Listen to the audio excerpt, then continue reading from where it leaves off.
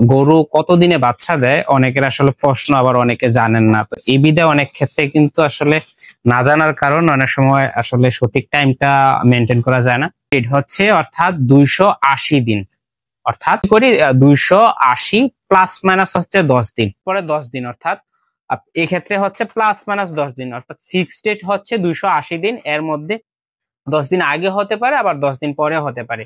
তো এই ক্ষেত্রে অনেক ক্ষেত্রে পারে। তো অবশ্যই সবাই মনে রাখবেন যে গরু বাচ্চা দেওয়ার ফিক্সড ডেট হচ্ছে 280 দিন। এক্ষেত্রে প্লাস মাইনাস 10 দিন হতে পারে।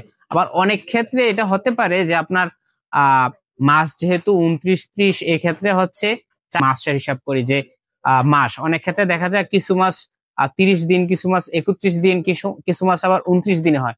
এক্ষেত্রে মাসের ফিক্সড হিসাব করলেও অনেক ক্ষেত্রে 2, 4, 5 দিন হতে পারে, অর্থাৎ সর্বোচ্চ 95 দিন হতে পারে। এর উপরও যদি যায় এটা অস্বাভাবিক, এক্ষেত্রে ডাক্তারের শরণাপন্ন হবে।